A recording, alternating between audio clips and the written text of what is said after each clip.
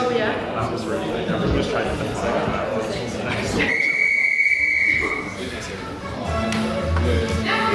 He's the president of the 177th session. Daniel DeBay!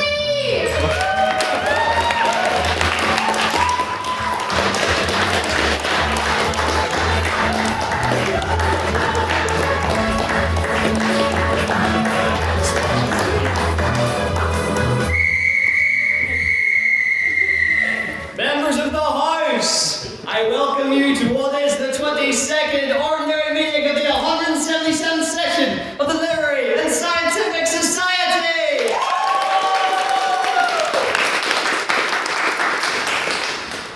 Give me a second.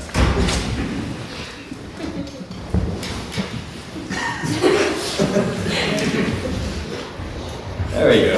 Just back to normal. What have we been up to this week? We've been flat out this week.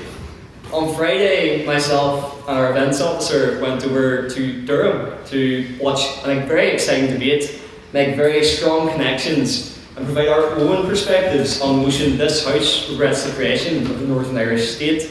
I'm incredibly excited to leave there, forging a really strong relationship between our society and the Durham Union.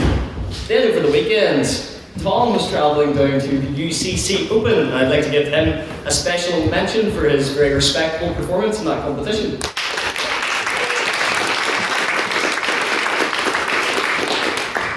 The same amount of time it would have took Tom to get the train from here to Cork is how long our annual general meeting lasted on Monday. And after rigorous questioning, the presentation of really strong manifestos and elections being held, we have came out with a council, and one thing I can say from that AGM that I noticed was the commitment, the perseverance and the ambition in that room. It shone bright and paves the way for the bright future of our society. The future is looking bright and light, my friends.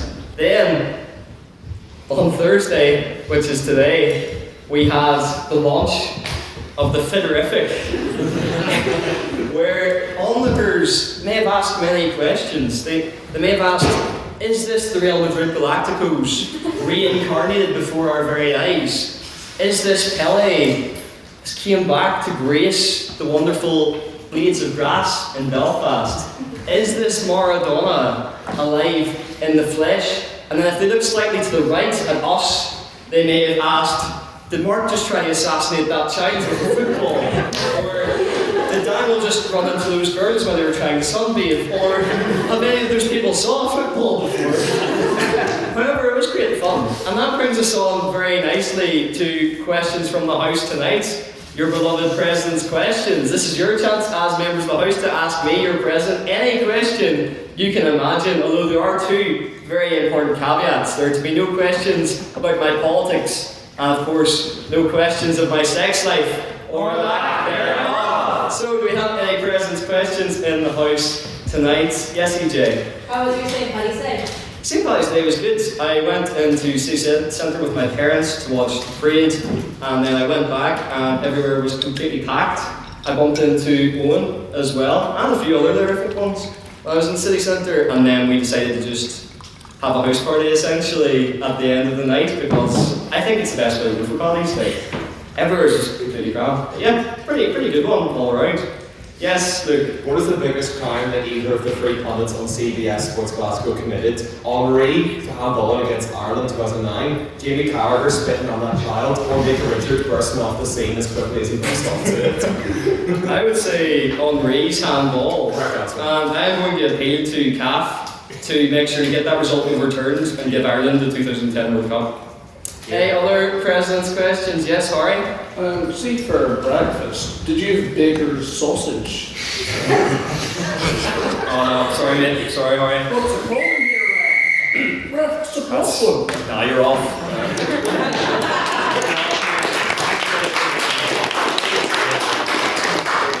I made it very clear, no questions about my sex life. However, when Becker did get it out, I must say, I laughed quite a lot. was short, so essentially the opposite of his minutes. President's questions. Yes, Mark. How do you respond to the allegations that you tried to cripple Owen with that slide tackle? Look, Owen should have knew better than to leave a loose ball with me in a 5-metre radius. So that was a risk he was willing to take. I won the ball.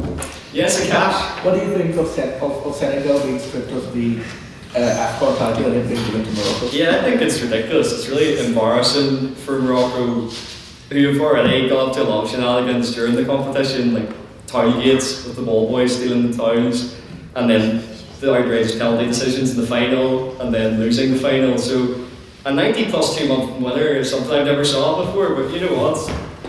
Crazy things have happened. Yes, Luke. Can we take that precedent and apply to the horrific debate so I can appeal and say that we actually won the Storm at Mixer months later?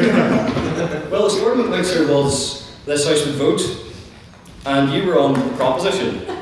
So, by the opposition winning, you actually convinced people to vote for the opposition. So I think it's a win-win situation there, if you ask me. Any other President's questions? Yes, Emily? Mr. President, who is your favourite Liverpool player and why? Who's my currently or just in general?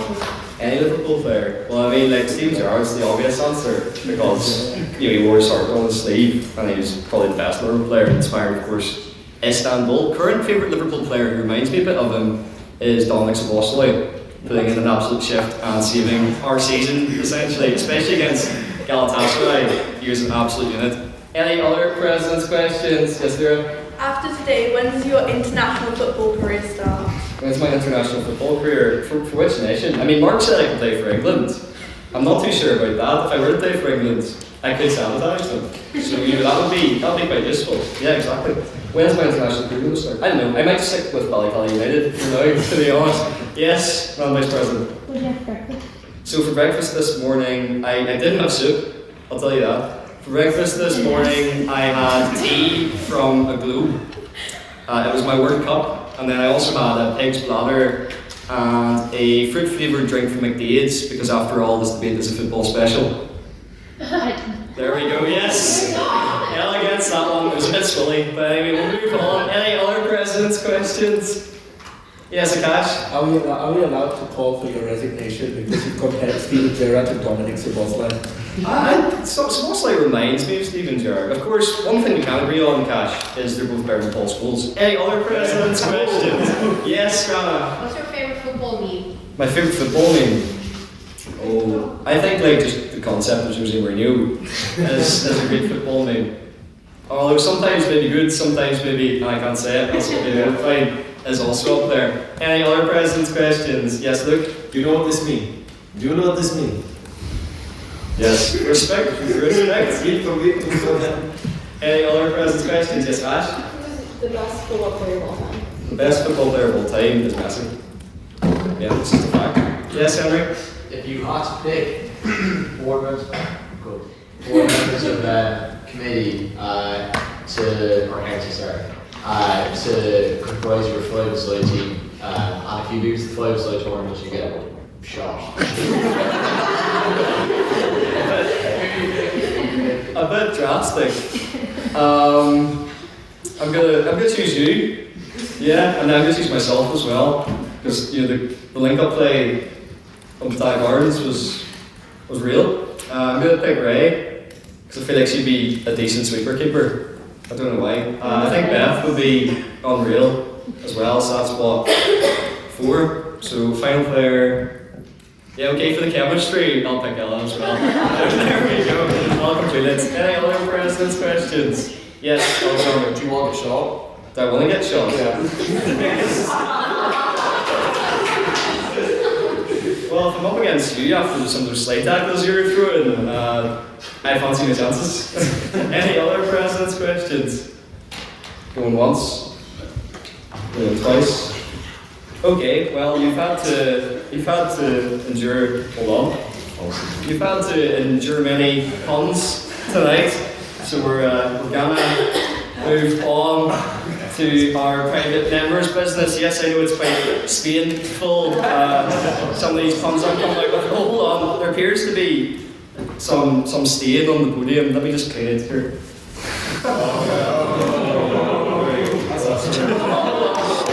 There's a stain on the table now as well. Let me just clean that. There we go. Hold on. What's that, Rana? There's another stain on the table. Oh dear, well, I'll have to clean that one. As well, this table is very, very dirty tonight. Very dirty. Don't worry, guys. I'm finished with the bad ones. It's all good. So we're going to move on to private members' business now. This is your chance as members of the House to raise anything you've seen in the news recently, anything of particular interest that you'd like to gauge the rest of the House's opinion on. So do I have any pieces of private members' business tonight? Yes, Ray. Okay, so next week the 20th anniversary Hannah Montana special is on. Yes, I thought Ella would have thoughts. Just thoughts. Okay, yes, Ella? Well, I'm very, very excited. A lot of people, I think someone said to me that, said, you're not too young to know Hannah Montana, but I'm a year old, like almost 2 years older than that. And my older siblings, Hannah Montana was the me. I had the wig, I had the microphone, I lived in three Hannah Montana, and Kremlin are having a Hannah Montana night. Yep, they are. And I'm very excited to be attending. If I'm up on the kind of hashtag broke at the moment. I'm also sorry for the way I'm not going to contribute that much to this business, but there's no problem. Fair enough. Yeah, Ray seems enthused about this Kremlin Hannah Montana night. Go on. Okay, if we go to the Hannah Montana theme night, will you dress up as Hannah Montana? Is it next Monday? Or when is it? It'll be next, it's next Tuesday. Oh, what a shame. I think we might be doing Eats for the Dufferin that day. So I guess I can't make it. Oh dear. So the rest is Hannah Montana for the Dufferin. That'll be really unnerving. We'll see. I'm capable of it. Yes, Beth. Well, I didn't watch Hannah Montana, but I have tried to go to themed nights in Belfast. Lies every single time. You will not be hearing a single Hannah Montana song in Kremlin. Trust, as someone who got catfished by the Pitbull Baba last year, it's not happening. That's 100% true. I remember I went to Filthy McNasty's for an ABBA night, and they only played 2 ABBA songs, and the rest were all techno. And it's actually where I met Bethany, so I let the owners of Filthy McNasty's know, and of course, to stop anything like that from happening again, they demolished the place straight away. Any other thoughts on Hannah Montana? Yes, EJ? Hopefully they do pull through though, because I feel like themed nights recently have been going well. I recently went to the Heated Rivalry night in Limelight, and that was pretty accurate to say the least. Up to you guys on how that was accurate. But as someone who grew up as a blonde child with FA, I can't say bangs. Hannah Child was an icon to me, and I can't take any slander on her name. That will be the most iconic night to ever happen. Whether that's at Kremlin or in my own house alone. And of course, with that abbreviation in tonight's theme, I can only assume you're talking about Football Association times there. Yes, Luke? Just on that point about Heated Rivalry, wouldn't it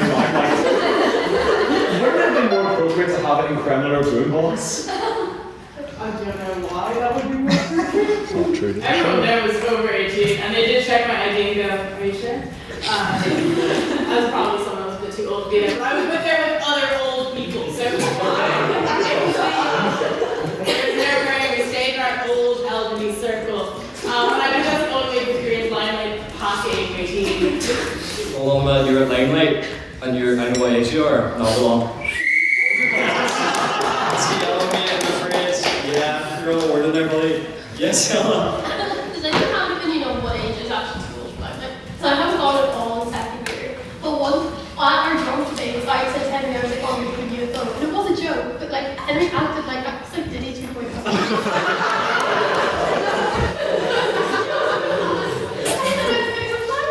So what's the exact situation? I said I was going to go to UFO, which I didn't even do. I just said it as a joke. And then he was like, oh, because you're going to UFO, you're like trying basically. You already said it wrong.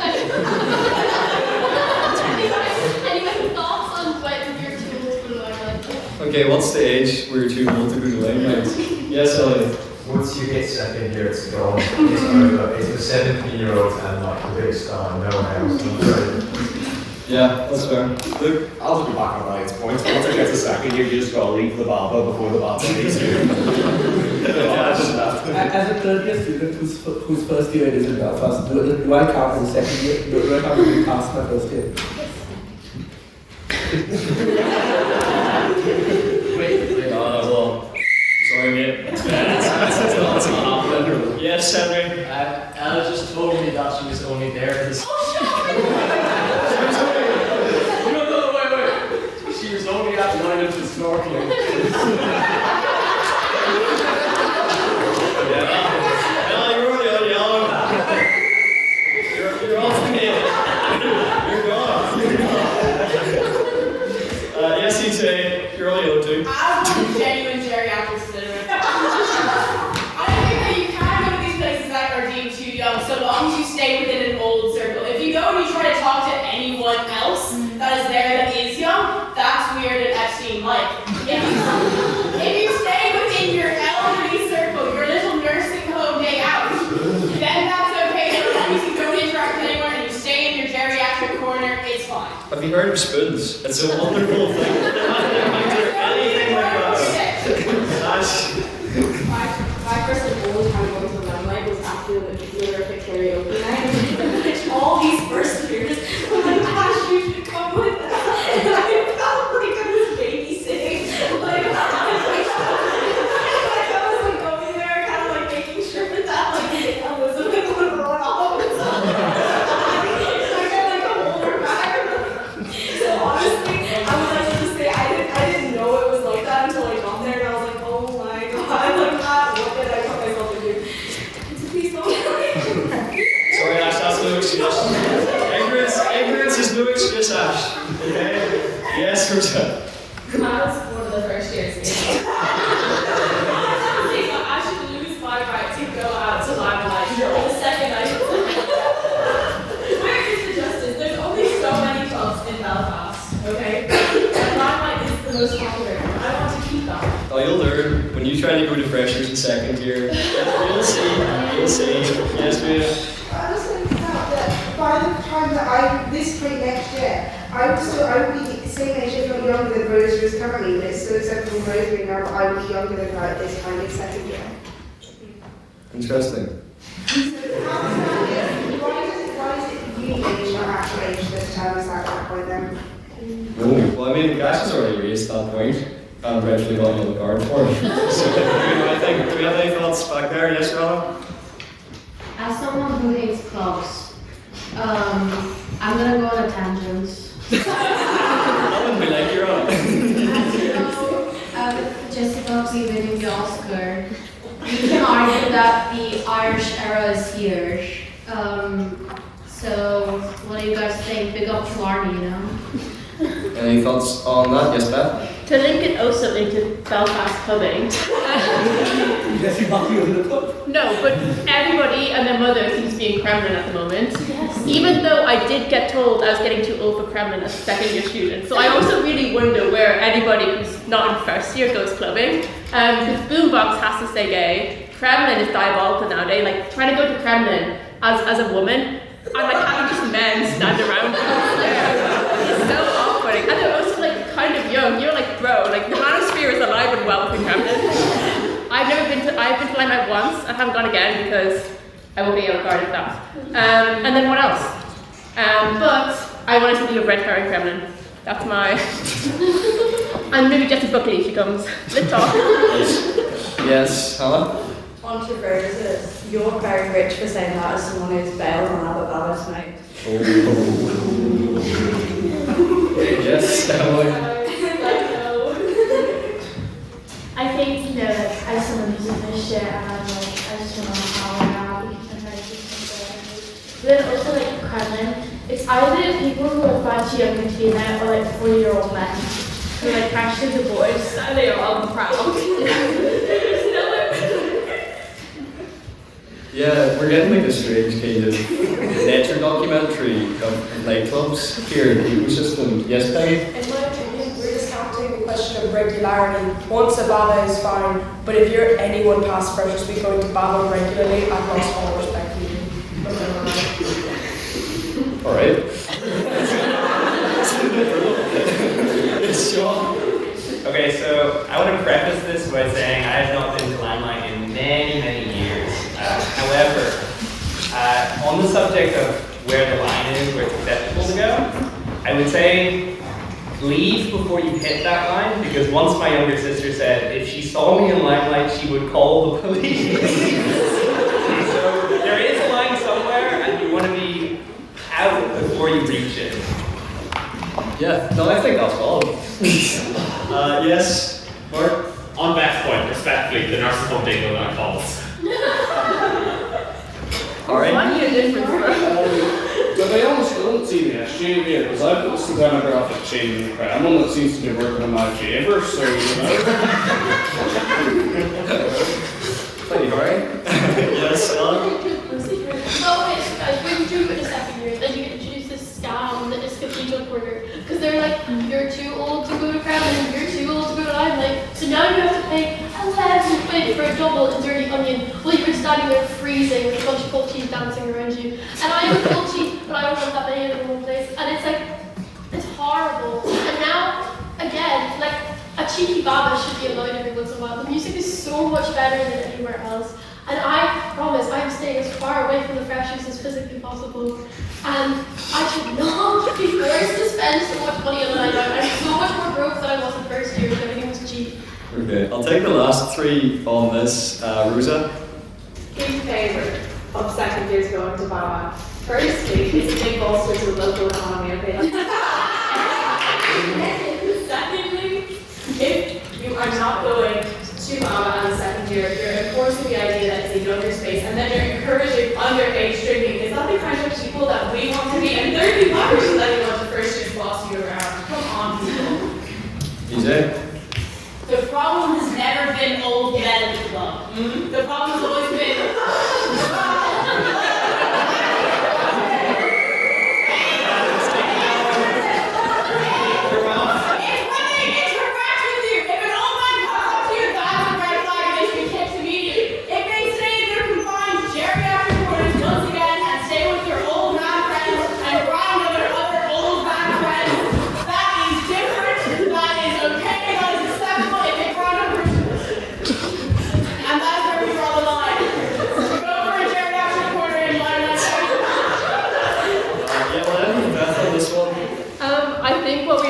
Is that there's no spaces for people between the ages of 19/20 to 24, because I have a vague recollection of being in Dirty Onion on Paddy's Day. Only a vague one.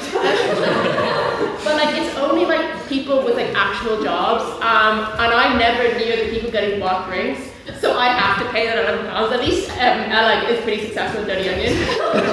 Or I'm like getting accusations for going somewhere more fun. So I think we need somewhere that isn't either children or old people, and our college-age students in this, what is supposed to be a college town, that isn't the SU bar. I've never danced there, but I refuse to on a moral principle. I'll take one more quick piece of private members' business if we have it. Yes, Cash. Sorry, what is your name? Ian. I can't pronounce that very sorry. It's like by saying that older men are allowed to limelight as long as they don't interact with you. And as long as they don't geriatric corner. Linking that to Jeffrey Epstein. Let's not. Nice. Those are piece of private members' Okay, business. I'm not going to go to that. Hopefully this won't take as long, but the Oscars were this week. I just want to know everyone's thoughts and controversial opinion, hot take.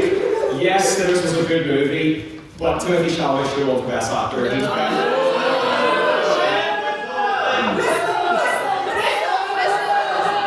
Well, how about this? No. We'll put it into the house. This house believes that Timothy Chalamet should have won an Oscar. Luke, do you want to second it? Oh yeah. Okay, all those in favour of Timothy Chalamet winning the Oscar, raise your hand right, please. Gary, don't do it. Wait, that's so dry,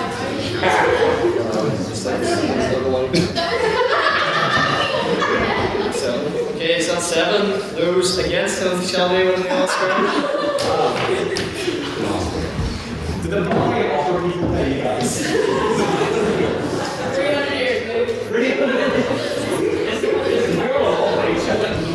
Were you also born in 1601? Okay, that's 33, and then finally, all those who wish to abstain. Okay, the motion falls.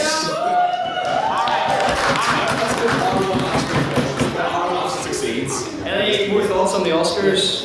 I'll take the last three hands. Yes, Ron? So,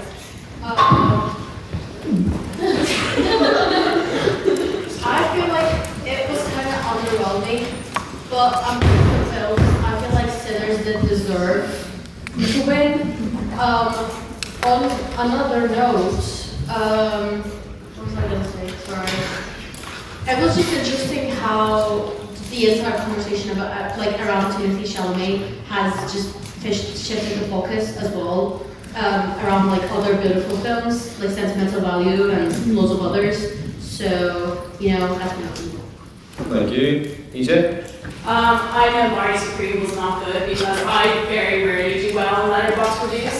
But I was the first person to see Marty Supreme because I was in the States at the time. I gave it half a star. And I said it's a 3-hour-long humiliation ritual and only men will enjoy this film pornography. And it got 1,309 likes. So I think the entire world's with me by that. And not deserve an Oscar. Was this just a ploy for you to like flex on us? Very much so. Okay, and then we'll end with the cash. Having seen four of the frontrunners for the Best Picture, the Academy Awards, I would like to say that Marty Supreme and Sinners were both the least qualified to win Best Picture at the Oscars. One battle after another was the best film ever seen shown at the Oscars. And I say Leonardo DiCaprio deserved to win Best Actor far more than Michael B. Jordan or Timothée Chalamet. And with those takes, we will end private members' business. And I would now like to invite acting as Secretary and Vice President to read, or Elliot rather, Mr. Secretary-elect to read the minutes for tonight's last week's debate.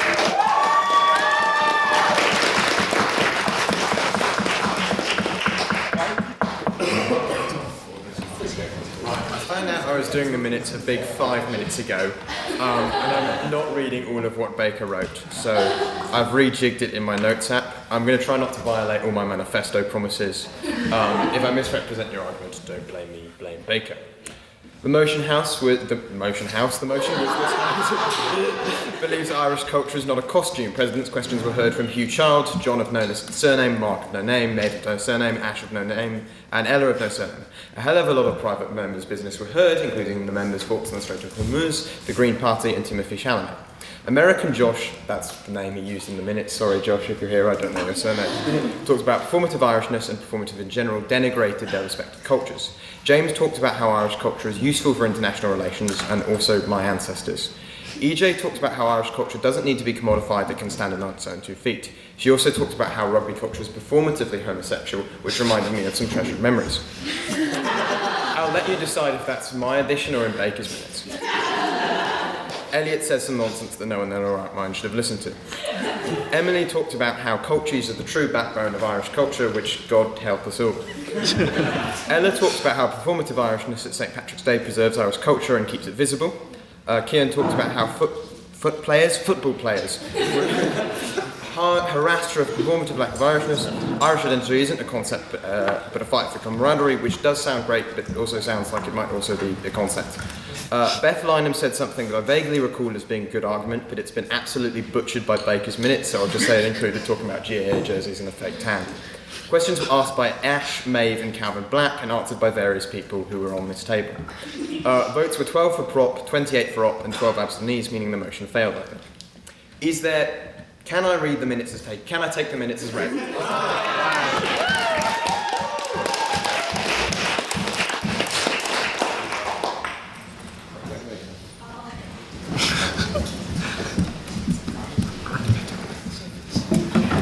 Thank you, Mr. Secretary-elect, for those minutes.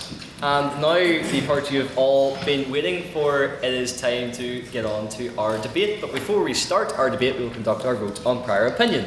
So this is your opinion walking into the debate. To remind you of the motion, it is this House would boycott the World Cup. So can I have all those who would like to vote for the proposition and would boycott the World Cup to raise their hands now, please?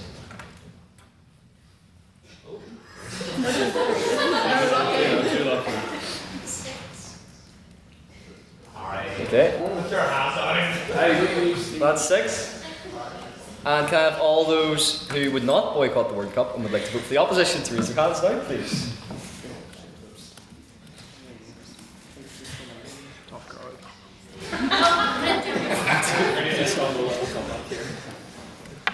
I definitely get that reference. Yeah. Yes, I watch Yes, football. you got it. I watch football. I know that. I know tell I know ball. I can tell from the rugby shirt. That's all I own. Yes, and finally, can I have all those who would like to abstain on the motion to raise their hands now, please?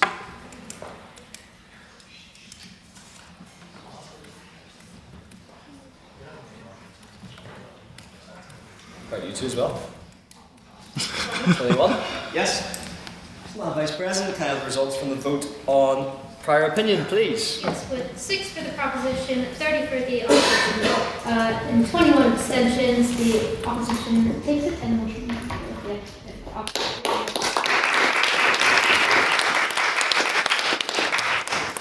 And now it is time for the rules. So, the rules. Speakers will take it in turns, proposition and opposition, to come to the podium and deliver 7-minute speeches. The first minute of their speech and the last minute of their speech is protected time, which means for those 5 minutes in between they have unprotected time. This is your chance as members of the House and their adversaries across the table to challenge their points in real time. Keep your POIs to a maximum of 15 seconds and keep 15 seconds between each POI being offered. Otherwise that is barking. Don't worry, I'll remind you with the gavel. You can indicate a POI by raising your hand and shouting on that point of information, or POI. It is then the speaker's discretion as to whether they take your POI or reject it. We also have a rule on swearing, Madam Vice President. Yes, if you swear, you owe the House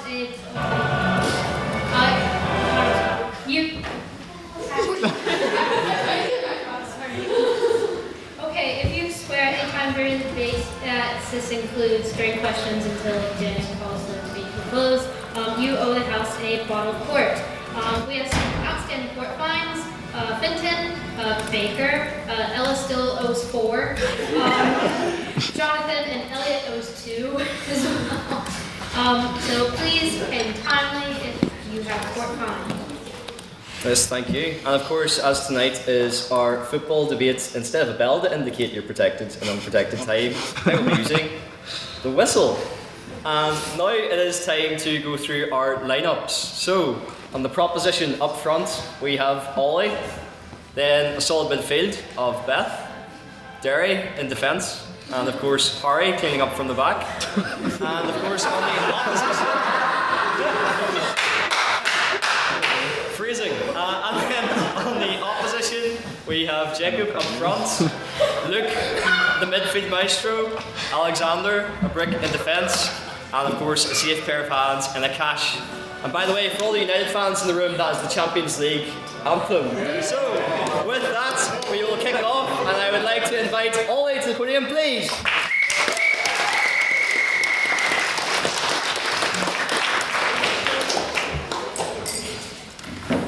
Mr. President, members of the opposition, fellow members of the proposition, and members of the House, let me start tonight with a harsh reality. Football has lost the plot. I know what you're thinking, who's this twink to tell me about football? Well, I grew up with football. Saturday mornings, rain or snow, with someone's dad pretending to be Jose Mourinho, shouting shit while I'm at the centre circle. That's what football means to me. Football should be working class, simple, fun. At its basis, it should be an escape from the dreariness of our lives. Football wasn't just a game, it was community. It was something that didn't care about your background, your income, or your postcode. You showed up, you played, you watched, you belonged. That sense of belonging is exactly what's being stripped away by modern football institutions. The football of FIFA is one steeped in classism, exclusivity, and pompousness. Much like the average literific member, the Football Association was a product of the English public school system and now pretends to be working class after being rejected from Oxbridge. But football wasn't just a game, it was community. Now don't get me wrong, I love watching rich, closeted men pretend to injure each other as much as the next guy. But World Cup football is not a sport of a local five-a-side pitch, but one akin to a billionaire meeting. No, a billionaire meeting with a ball involved somewhere. The billionaire financiers and owners behind the FIFA World Cup are not representative of the sport. They don't see it as a working class pastime, but a commodity to make their pockets and their egos bigger. Nothing is more evident of this than the price gauging of tickets. In 1982, my grandfather from Sandy Row spent £100 in modern day pounds for tickets to the semi-finals of the World Cup in Spain. Today, the same ticket would cost him £1,600, and nowadays that £100 ticket could barely buy him a Northern Ireland top. A once accessible escape from everyday life has transformed into an elitist exclusive club, only accessible to the highest earners in society. The average fans cannot afford these prices and have been left behind by the over-commercialisation of the sport. And I ask tonight, what is football without fan involvement? Football without the fans is nothing. Boycotting the World Cup would place the power back into the hands of who football should truly belong to. On that point? No, the many, not the few. And on an even more serious point, this house would boycott the World Cup because football is the most boring sport in the world to watch, second only to golf. If I wanted to watch something where nothing happens in 90 minutes, you would have seen me at Monday's AGM. With an average goal score of 2.69 per match compared to rugby's 38 points, the World Cup is summed up by the motto, nothing ever happens. I can remind the House that FIFA, or the Fédération Internationale de Football Association, combines the very worst of the world into one association, the English and the French. An English sport association convening in the enemy's capital of Paris to have an abomination of a love child. The very spread of football around the world is one steeped in British colonialism. The British and French empires used sports like football to oppress native peoples across Africa, the Middle East and Southeast Asia into their idea of a moral code. Arabic scholar Al-Aryan referred to football as an effort to transform colonised subjects into properly obedient individuals, whose physical conditioning formed an integral part of colonial education programmes. And it takes no genius at all to see why FIFA is but an extension of its colonial past. It's looking at its founding members, France, Belgium and Spain, to name a few. The only good thing that I can think about the World Cup is that they do something unheard of here. They unify the north and the south of Ireland in performing equally terribly in international football. And we can all agree that the more captivating, the more powerful sport to watch is ice hockey. And once Shane Hollander and Ilya Rozanov pivot from hockey to instead playing international football, and once we swap the dirty FIFA blood money and the corruption for homoerotic media, maybe, just maybe, I will be convinced to watch a football match. And until then, this house would boycott the World Cup. And that's all I have if anyone has POIs. Sorry, I'll take yours from earlier. Yeah, no, you're literally saying football's nothing about the fans, but boycotting literally removes the fans, so what's the point? Well, FIFA has removed the fans. Our entire point here is that they are excluding fans from being involved. I mean, like, everything to do with FIFA is about the money. It's not about the sport. It's not about the community that I talked about, of which I think football should be.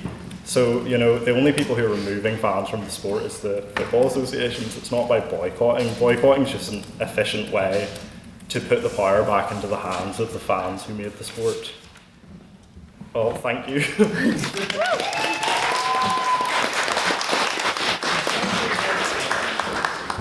Thank you, Ollie, for that very fine speech. I'd now like to invite to open the office to Jacob from William, please.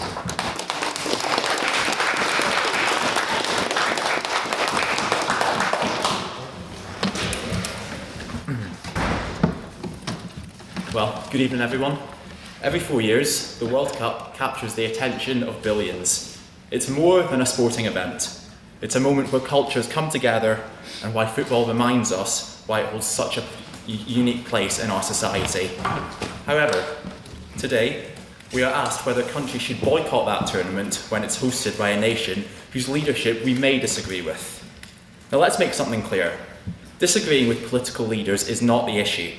Many people, myself included, have deep concerns about Donald Trump and the direction of his politics.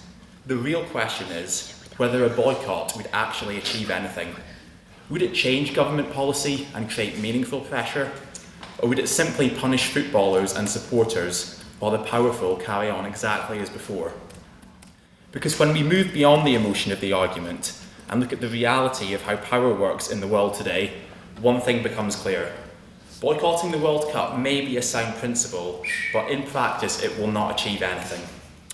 Let's be realistic. Do we truly believe Donald Trump will back down from his agenda because a few football teams stay home? Trump's administration will not be materially harmed. The oligarch class supporting him will not suffer, as they have no significant stake in FIFA's revenue streams. At most, it would be an embarrassment. And this is an administration that is not constrained by embarrassment. In fact, not yet. We all know that Trump would weaponise it. He would frame it as weak countries weaponising America, victimising America. He would use it to boost his own poll ratings. Just last week, with Iran threatening to withdraw from the World Cup, Trump has openly stated that he could not care less if Iran participates in the tournament. So if you think a handful of nations refusing to attend is going to dissuade Trump, then you've not really been paying attention to how he operates. And we've seen this before. In 1980, the US and much of the West boycotted the Olympics in protest to the Soviet invasion of Afghanistan. 4 years later, the Soviets retaliated, boycotting the '84 Olympics. And what did it achieve? The Soviets did not withdraw from Afghanistan until '89. 2 Olympic Games were diminished, and hundreds of athletes lost a once-in-a-lifetime chance to compete. The result was not meaningful political change, it was political theatre. So if those boycotts failed to change the course of global politics then, why would this one succeed now? Because the truth is, the brunt would not be borne by Trump. It would be borne by players who've trained their entire lives, fans who have saved for years, and small businesses relying on tourism. My own country, Scotland, has effectively boycotted the World Cup since 1998. Not by politics, but by failure to qualify. But when we finally return, why should players and supporters be denied that moment? Football plays a vital role in society, despite what the first speaker may say. For millions, it provides escapism and support for mental well-being. The World Cup, in particular, is one of the few events left, creating a genuine sense of global community. Football has even brought people together in the darkest moments of history. During the Christmas truce of 1914, soldiers laid down their weapons and kicked a ball across no man's land. On that point? Yeah. There's a lot of historical record that isn't necessarily accurate. So it was largely a game played by British soldiers on one side of the trenches, and it wasn't a proper cross game between British and German soldiers. Yeah. Well, that may be true, but people still laid down their weapons. It still brought people together in a moment of hardship, and that's what football does best. And turning every one of those tournaments that we now have into a geopolitical background does risk eroding one of the few global communal experiences that we have left. And in the UK, we're hearing calls for a boycott from people in high positions, MPs and Prince William himself saying he's unsure about attending. The hypocrisy is quite striking. If you think about the fact that we get a lot of our money from America, that they own most of our banks, that the royal family have relationships with America, both sporting and charity. Prince William isn't happy coming to the tournament, yet his father takes charitable donations from the US and invites Trump for a second state visit. Political MPs don't want to come, but they're happy taking money for their political parties in the UK. So we're happy with all of these relations with Trump and America, but football is suddenly where we draw the moral line. We saw similar outrage directed at football during the World Cup in Qatar, where again football got the brunt of the criticism and football got blasted, while political and economic relationships continued as normal. Change is needed, but football should not be the scapegoat. Let's also be honest about FIFA. I do agree with the first speaker that fans are being fleeced for tickets. Just so people are aware, if you want to attend a match in this tournament, FIFA basically take your money, stick it in their bank account for months on end for a game that you may never go to, and then give it back to you less an administration fee.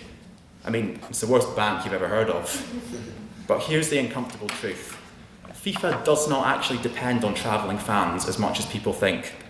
The World Cup is the biggest sporting event on the planet, and stadiums will sell out regardless. If some supporters stay away, those tickets will be sold to locals or neutrals.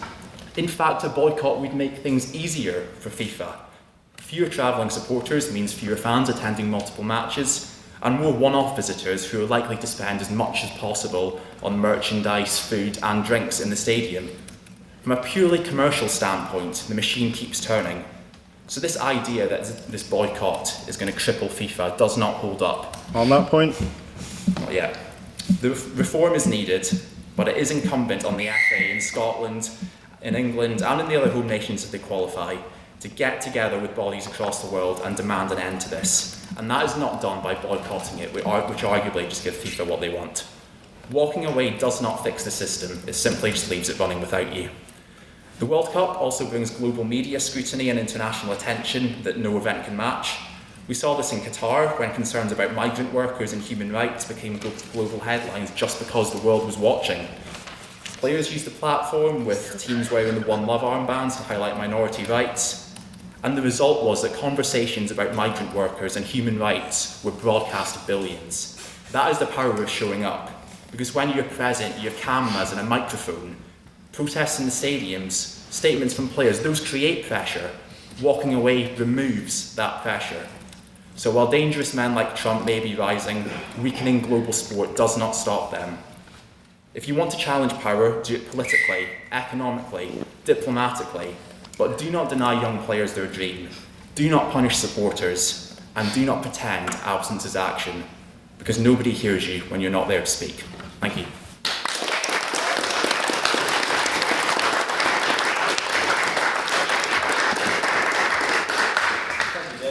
Very fine speech. I would like to invite second the proposition Beth to the podium, please.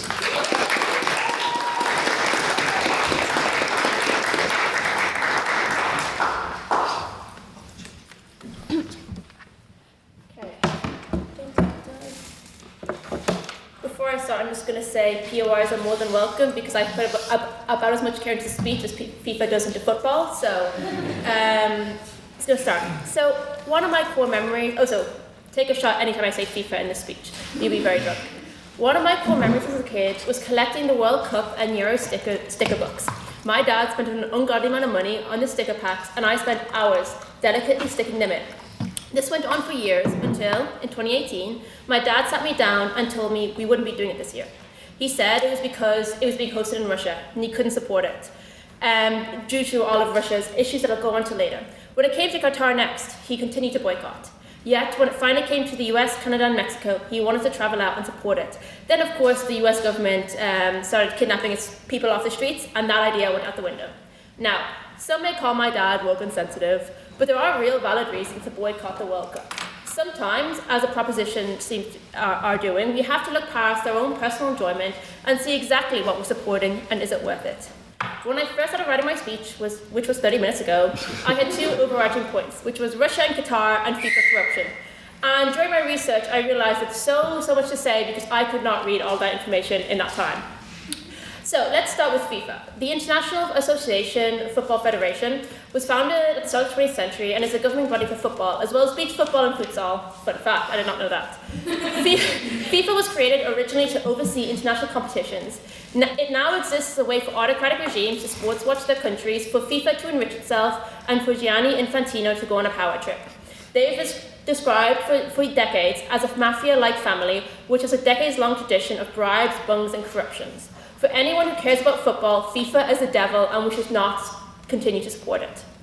So, going on to about FIFA. When a country puts into a bid, they, one, have to give an ungodly amount of money to the officials to get them to vote for them, which we saw in England alleged against them in 2010, because people came up to them being like, hey, give me money or you won't get my vote. They also, when a country puts in a bid, have to accept FIFA's terms and conditions. Now, what is this? This includes a blanket tax exemption for FIFA and its corporate sponsors, as well as limitations of workers' rights, of all things. And they cannot successfully bid if they do not agree to these terms and conditions. Now, hosting the World Cup is obviously incredibly expensive, costing billions. And these people see very little return on investment because all the money is funneled out of the country into FIFA's pockets. So how can we as a people, and it's a sport that's been so integral into especially the working class culture, support such a capitalistic scheme that's designed not to play football, but to suck all the money and enjoyment out of it. Now, yes. What about the workers and, you know, people who go into building the stadiums and the businesses? Oh, let's get into that. Let's get into the businesses with all the millions of fans coming from all over the world, you know, how much money that they would be losing out on because of the gains that they would make from tourism? Well, that's an interesting thing because these only happen for a month, once in a lifetime. There's so many other events that a country could host that have less ethical concerns, especially because, some businesses will get this. Now, we're seeing is that most countries that now are getting this are not countries with all small businesses, they're autocratic regimes that only exist to make themselves look better. But getting into Russia, Russia had a massive issue with corruption in the voting process. It also had a massive issue with, as Russia's favorite thing to do is, drugging and using performance-enhancing drugs to the point that the FIFA could not trust Russia to carry out anti-doping within the country. It also raised massive concerns about the insane amount of racism that happened, and for years beforehand, they were concerned to the point that they almost took it away from Russia. There was also an issue in Russia with the visas. They loosened visa restrictions to let fans come. Now, did they come? No, what did happen was an insane amount of sex trafficking into Russia, and the Russian government completely ignored all of this to allow for the World Cup. Now, Russia have also used previous sporting events, including the Olympics in Sochi, to invade and attack other countries as a disguise and a ploy to avoid responsibility and to get public attention against it. They've also, and this brings into Qatar, been accused of using migrant workers in the building of the things, which has led to, in Russia, a couple dozen dying, into Qatar, thousands dying for it. So I don't see why we should be like, workers will get money. No, Russia was accused of not paying their workers, so was Qatar. And when we can enjoy it as an individual, you go into that stadium, you're like, let me buy a burger and a beer. And you're standing on a ground that has had people die for it. And how is your own personal enjoyment of the sport worth the lives that have been lost on these things? How can you look past your own kind of, it brings the world together, and it's like, not always, especially in the countries that they're going to now. Like Qatar has had it, and Saudi Arabia will have it in the future, where LGBTQ rights are a threat. Russia has a massive racism problem, and women's rights are a massive thing. Also, FIFA do not care about the people and the football, and we have to acknowledge that. They hosted in Qatar, had it in December and not November, because they did not care enough to have it in a country that could actually do football during the World Cup time. Yes? Can I just say that, what is your view be, because the World Cup in Qatar was one of the best World Cups from a footballing perspective that we've had in decades. So wouldn't you say that the World Cup in Qatar was a success? Not really, because if that success has to come at the lives of thousands of migrant workers, if that has to come at the danger of football fans who are not the straightest or whitest in the world, then we get into a massive issue, because I think to prioritize it, also, we're acting like this is the only competition in the entire world. Like, sorry, there's a 1,000,001 footballing events all around the time. The Euros are great. AFCON is fantastic. No, it's fun. It's enjoyable to watch. World Cup is boring sometimes. And look, it brings people together. I'm in a sport notorious for hooliganism and an event that bolsters tensions between countries. I don't care about England most of the time. But God, if they get successful in the World Cup, it brings a rage in me. They cannot. It does not unite the world. We all start fighting each other based on nonsense like the thing. And to end that on to a boycott. People are like, the boycott isn't effective. But it's not always about the entire boycott. It's also about you as an individual. Are you comfortable supporting a thing that supporting an event that has multiple human rights abuses? Are you comfortable sitting there and being like, I'm going to give my money to this crypto organization? If every single person says, what can I do? It's not worth it just for me. That's thousands and not millions of people who can come together and do something. But I don't think the efficacy is the most important thing. I think what it's about is standing on your morals and caring. If you care about human rights, you should not be watching the World Cup, and to do that is hypocrisy for everything you stand for. So I thank you for listening, and I beg you to propose.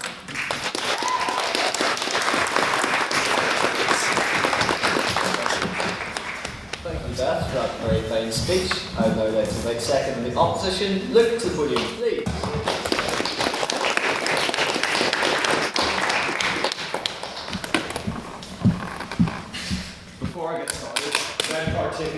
referee.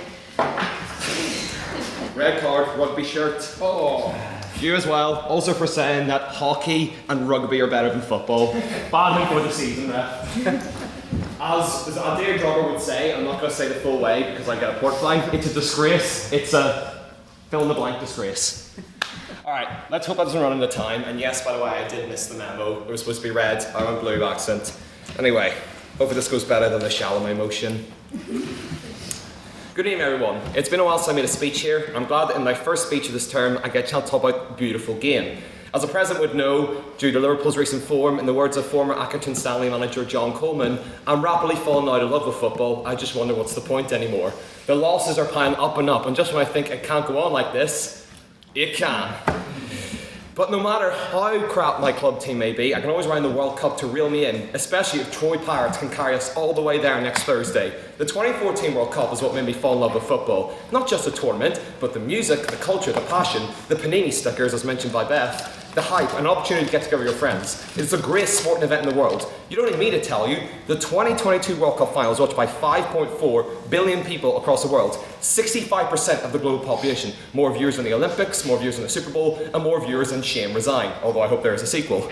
Those of you who watched the 22 World Cup final in which Messi solidified his status as the GOAT can agree it was not one of the greatest games we've watched, one of the greatest TV events we've watched. Let's zoom in on the 2022 World Cup and examine this proposition. The proposition wants to ignore The proposition was to say that we should boycott it, but never let corrupt politicians take away our game. The exact same discussion happened in 2022 when Qatar hosted the World Cup. It wasn't normal, it was moved to winter, alcohol was not allowed, and there were various human rights abuses. But by choosing not to engage with these countries that have different cultures, we let them continue with what they are doing unchallenged. But bring the world's eyes to these issues, there's more chance it can be fixed. Lack of participation in sport is purely performative. It's taking the ball and going home, rather than addressing that you fouled your mate and it's a penalty. Mega sporting events, I don't have time, like the World Cup can pave way for social change, argued Daniel Reich, an associate professor at Georgetown University Centre for Interracial and Religious Studies.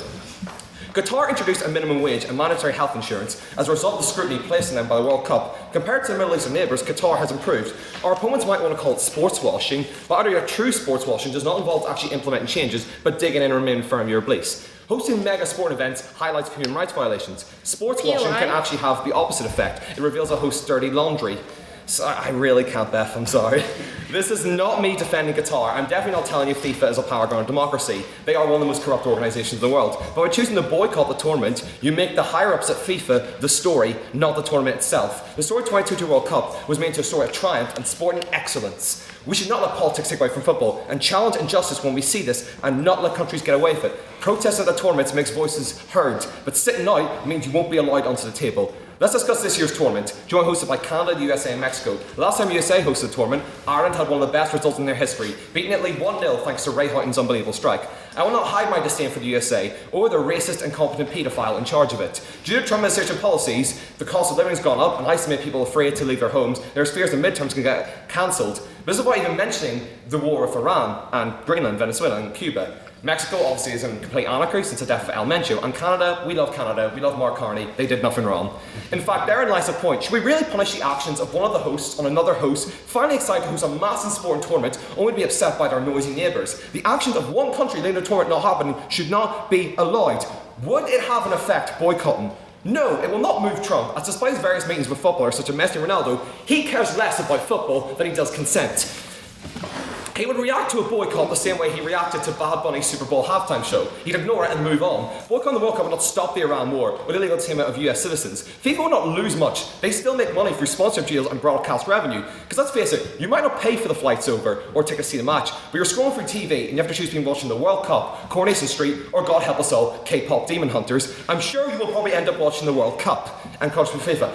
The people that will most be hurt will be the fans themselves, most of whom are working class. The tournament they love so much will lose its credibility, the teams playing in the tournament itself. I'm talking about big teams in Spain and Italy, but let's think about the small teams. Cape Verde and Uzbekistan, who as a result of FIFA expanded the tournament to include 48 teams, are competing in their first tournament.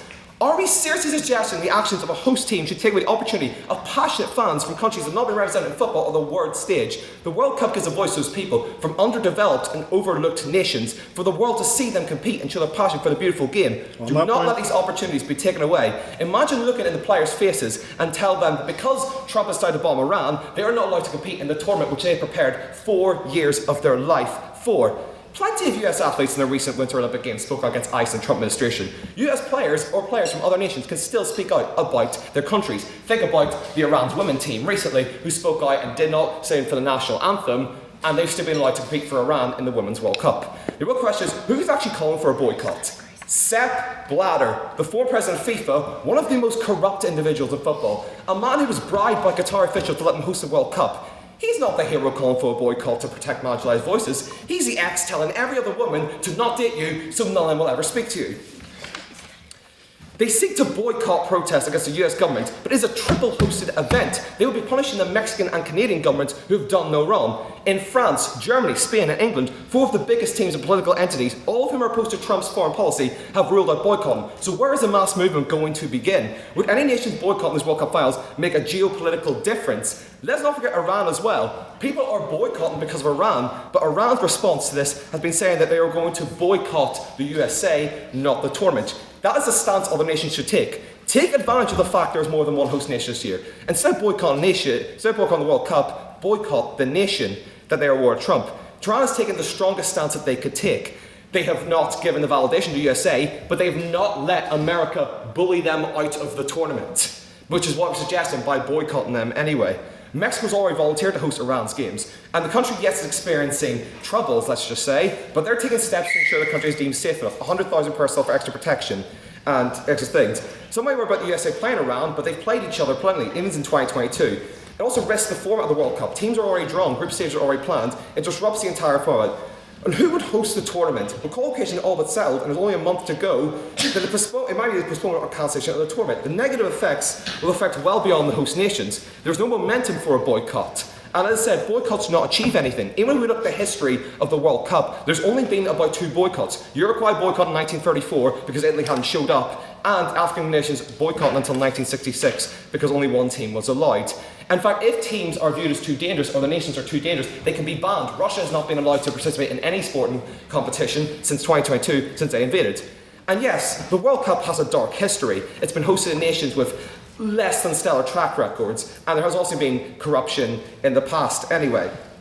But the World Cup's going to get shown that the beautiful game transcends politics and brings people together in the face of adversity. Avoidance of people and places that fail to live up to their promise, moral or otherwise, is a recipe for isolation. Denying the world a meaningful event will be an aesthetic punishment for the people who live and love the game. And most of all, I'm not letting the proposition take away my opportunity to be in the summer of 2026 in a beer garden with a nice cold beer with my friends watching England lose again.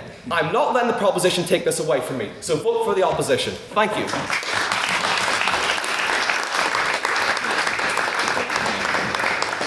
you both for that very fine speech. I would now like to invite third proposition Derry to the podium, please.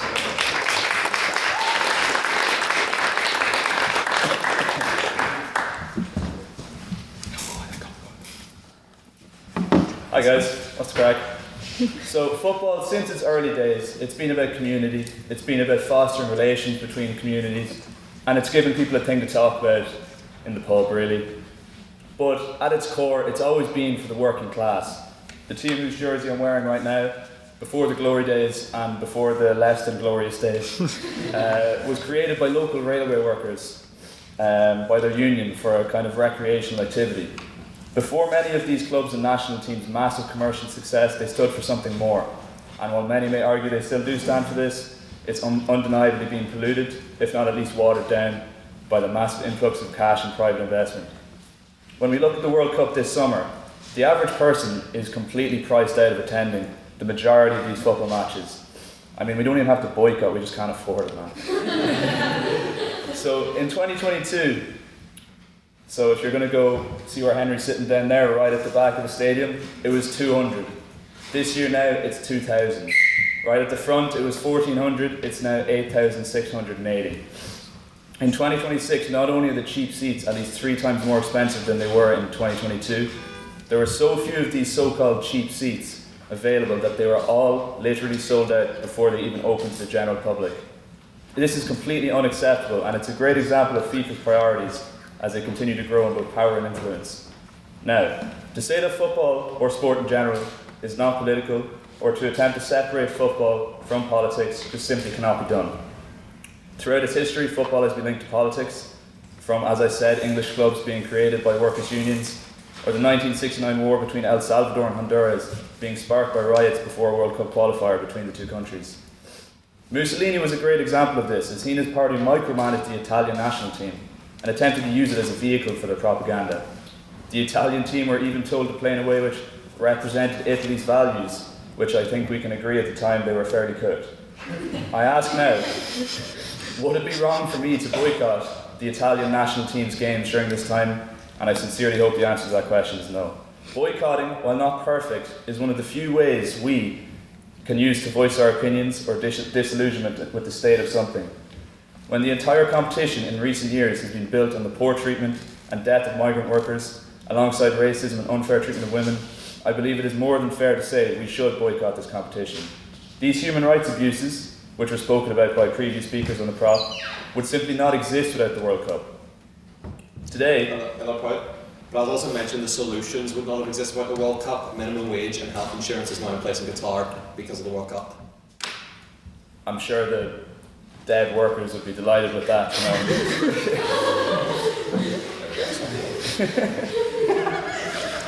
Today, no, but we can't really put minimum wage and better wages above the value of life of these workers. I think that's completely not on. So today, anyway, we are not asking the question, is boycotting an effective form of protest? We are asking, would we as the House boycott this World Cup? Nobody's saying me not going down to the pub to watch the final is going to stop the war in Iran, or eradicate ICE, or completely change the culture within FIFA. It's just me refusing to be a cog in the machine, and I'm asking all of you to do the same. Given not only the state of FIFA with the countless scandals, would you not say that because the vast majority of Iranians are happy that the Ayatollah has been assassinated by the United States, would you not say that the war in Iran is generally positive for the rest of the world? well, I would disagree there. I don't think war is ever a positive. I don't think that death or war or violence is ever a positive thing. Well, I'm not going to speak on that kind of aspect of it.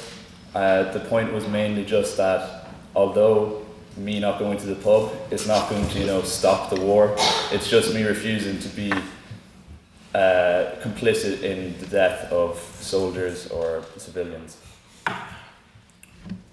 So, everyone, although I did dance around my workplace when Troy Parrott slotted that goal home to make it 3-2, I'm here to tell you this is all completely unacceptable, and we should not be expected to tolerate not only the pricing of these tickets, but also the political figures and parties which FIFA and its leader have recently both been supporting and receiving support from.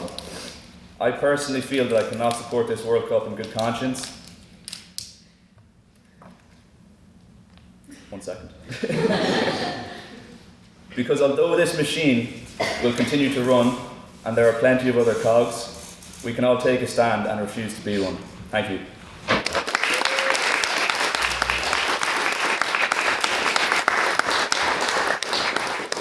Thank you, Gary, for that very fine speech. I would now like to invite third from the opposition, Alexander, to the podium, please.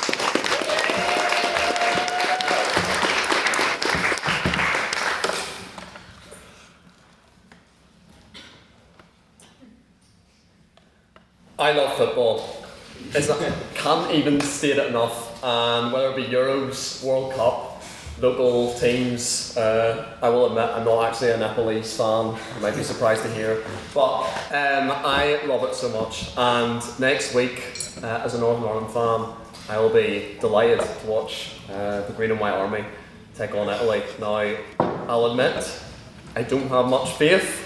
We're probably more likely to see Daniel and Baker reenactment or a part 2 up here, or maybe orange glow on Calvin's head, please. What? Sorry.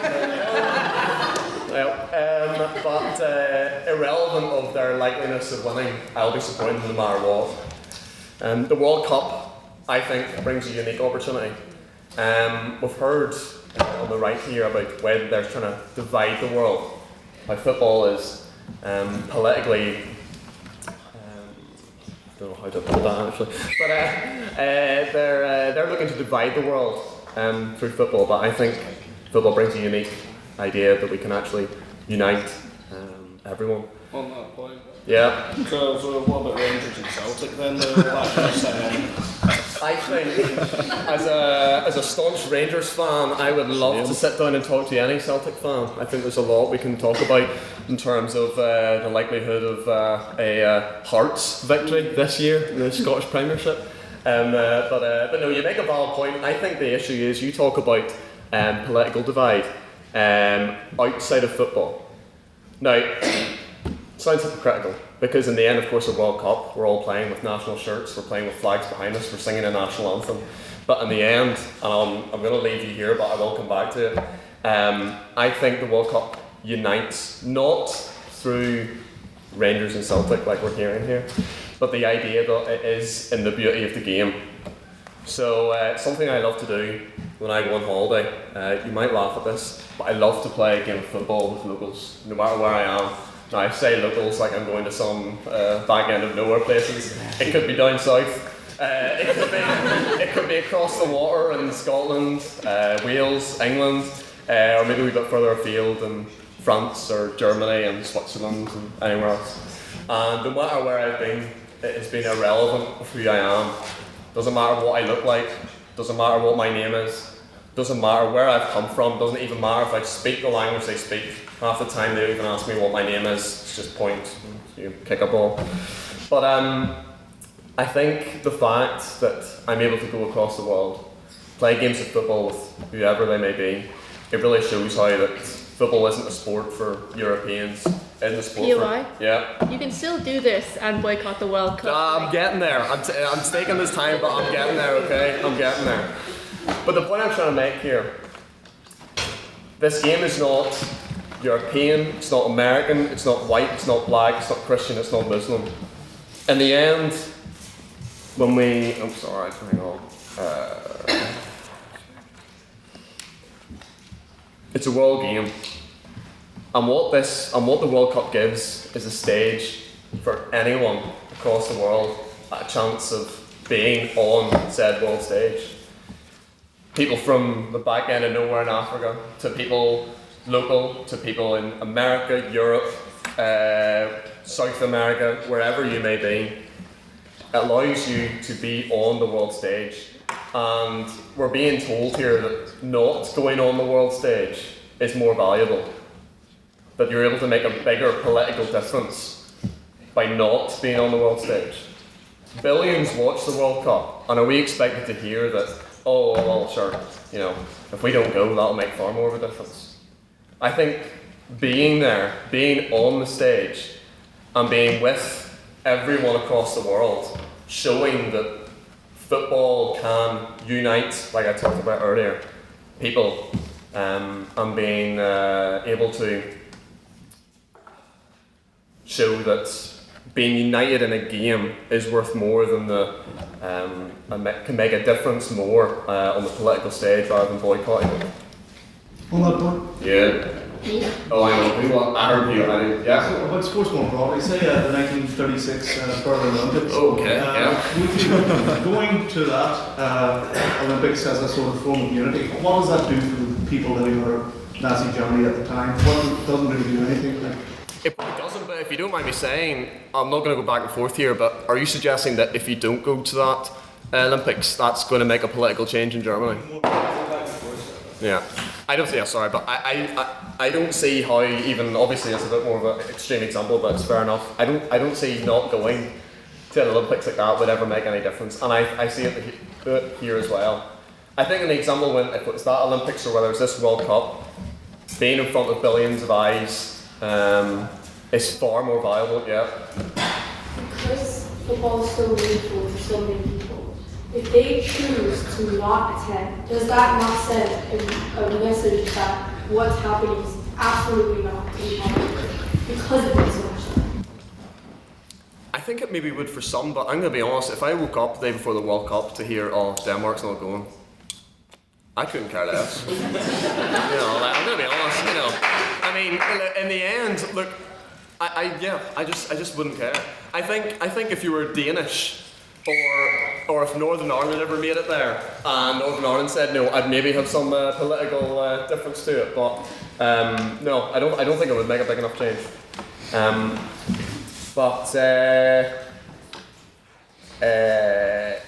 Yeah, I think in the end, boycotting this will be far more less impactful than actually going to it.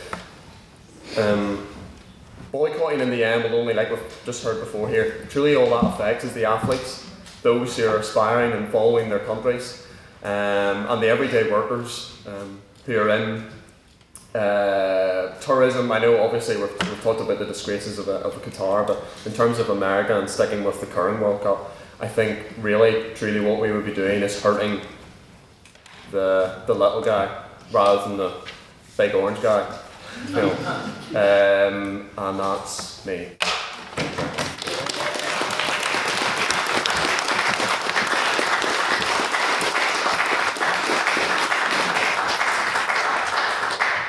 Thank you, Alexander, for that very fine debut speech. And finally, to close the case for the proposition, I would like to invite Harry to the podium, please.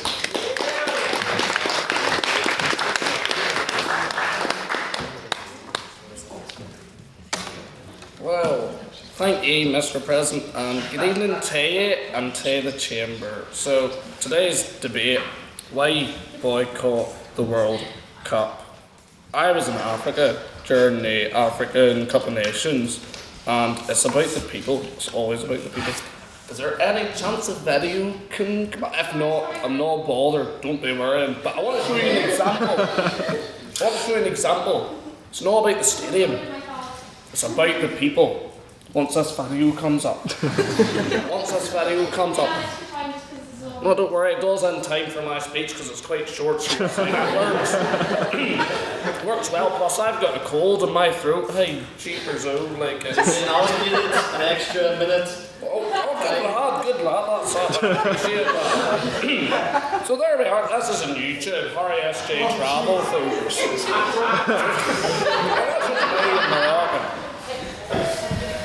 That's just me with the locals. You know, that is what it's all about, not the stadium. Like, these folk are brilliant.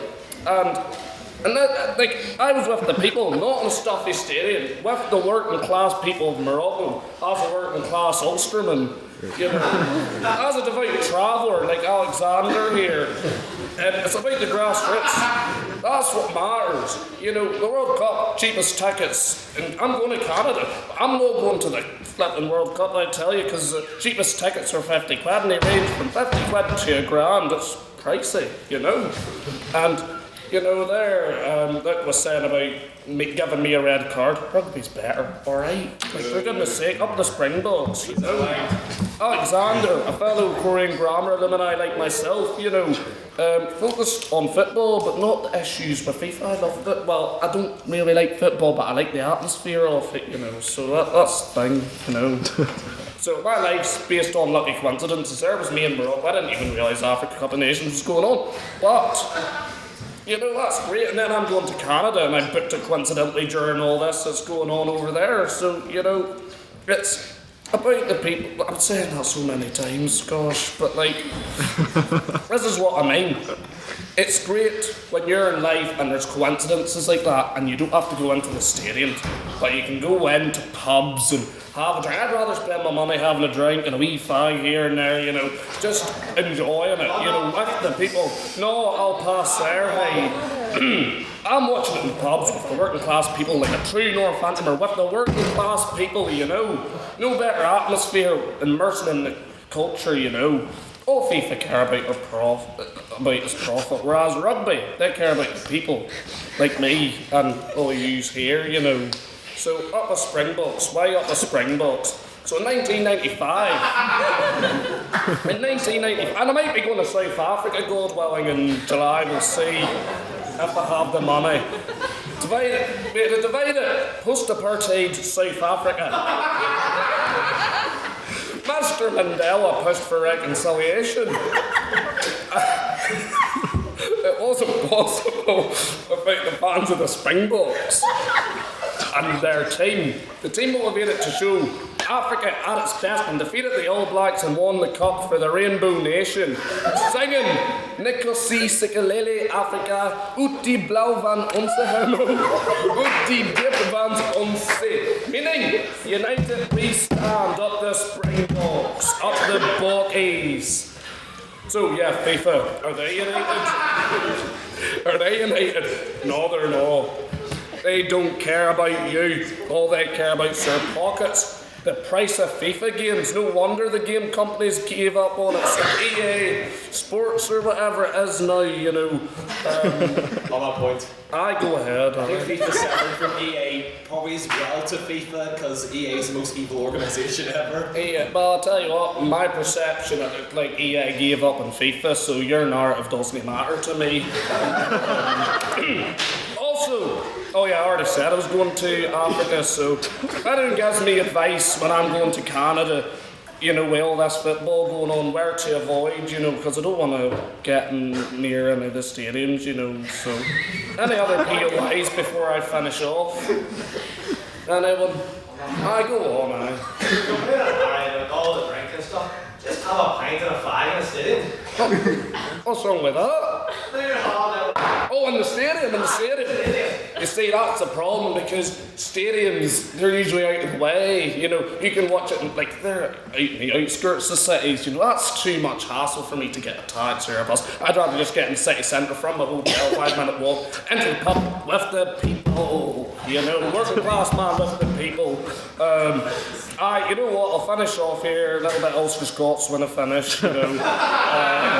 And thank you, friends, for listening to me yarns, you know. I just talk the biggest load of nonsense, hey, but hey, I'm here, I love it, I love the rhetoric. Oh, why?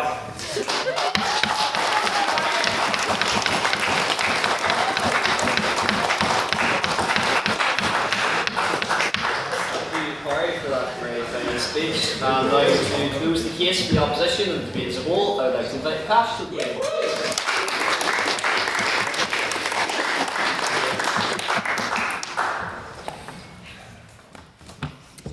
Quite frankly, after that last speech, I think I should just forfeit my time if I'm being very honest.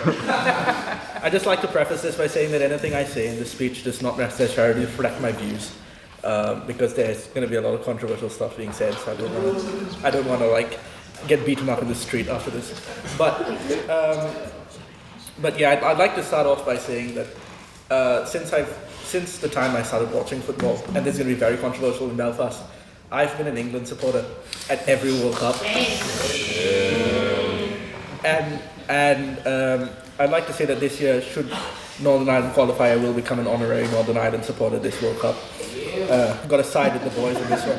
But I'd like to say the World Cup, in a country where racism is steadily becoming more prevalent where I come from, the World Cup and football in general has been one of the things that brings everyone together. The World Cup has generally always been, in terms of pure football, apolitical. And football in itself is meant to be above politics. A boycott, in its very nature, fractures the unity the World Cup brings. Let's talk about what a boycott actually does to the people involved in the World Cup. And it's easy to say, you know, we've heard from the proposition and many people in the audience that, you know, it sends a message to the governments. In this case, I'm assuming we're all talking about Donald Trump. Donald Trump will listen to fans of football as much as he listens to his own wife, which is never. The people who are the main victims of a boycott of the World Cup are the players, the fans. Point. Yeah, go ahead. Said Donald Trump doesn't listen to anyone, but he was listening to John Burrows a few days ago. I'm not aware of what he was listening to him about, so I won't comment on it, but I'll take your word for it at this point. But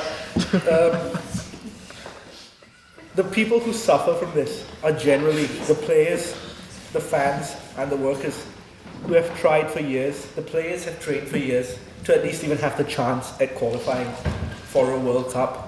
Many of you here in Northern Ireland will know how long you guys have waited to qualify for a World Cup, and you all are still so excited about qualifying for this World Cup. Wouldn't you all support your country when you beat Italy and qualify for the World Cup? Secondly, I'd like to say, a young footballer from a nation that not many people know, my friend here, Luke, he brought up Uzbekistan and Cape Verde. They have never qualified for a World Cup ever. And for them, it's not a political statement to play in the World Cup. It's not the condoning of a certain action by any politician to play in the World Cup. It's the fulfillment of a dream. And would you take a dream from the little boy who wanted to play football?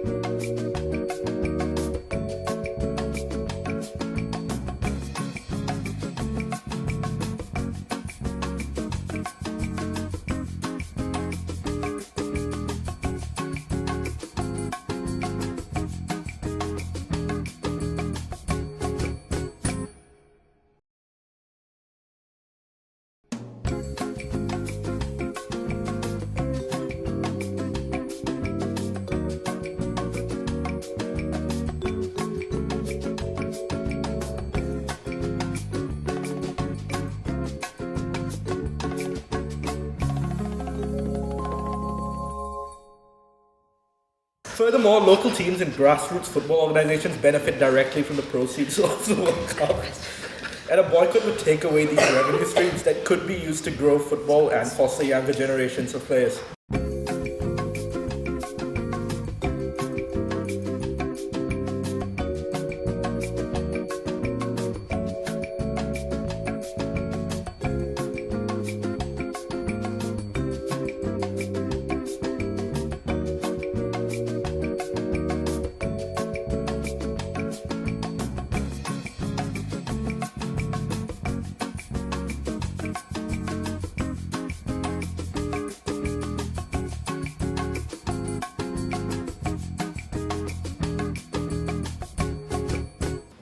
Many people save a lifetime to pay for a flight and tickets to go see a World Cup.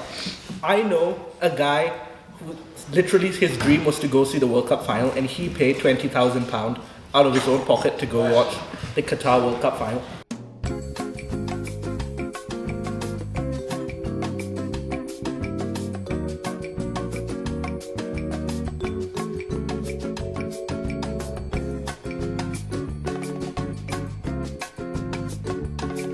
History has taught us that engagement and not isolation is the most effective path to change.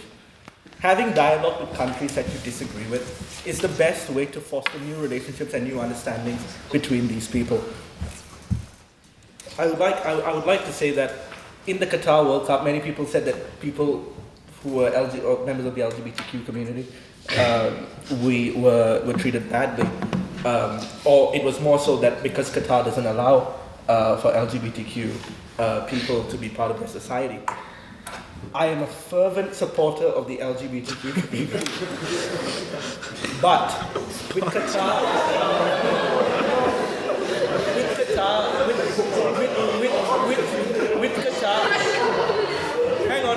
with Qatar being a Muslim country, being gay or being transgender is against the religion of the country hosting the World Cup. And while I disagree with their stance on the LGBTQ community, it is their religious belief and therefore should be respected, even though you may not agree with it. And this should furthermore, the banning of these types of beliefs and attitudes should be used as a pathway to communicate and to move forward with progressive ideas between countries that do not necessarily agree with you. Secondly,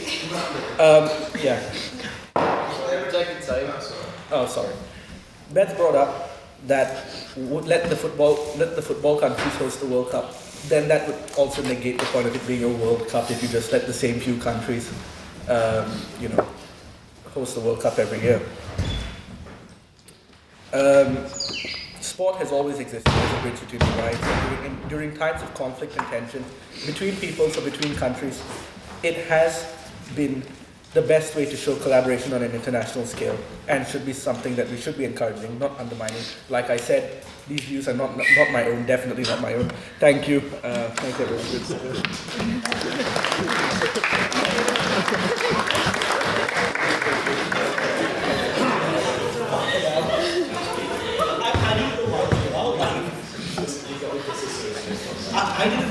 to strike levels.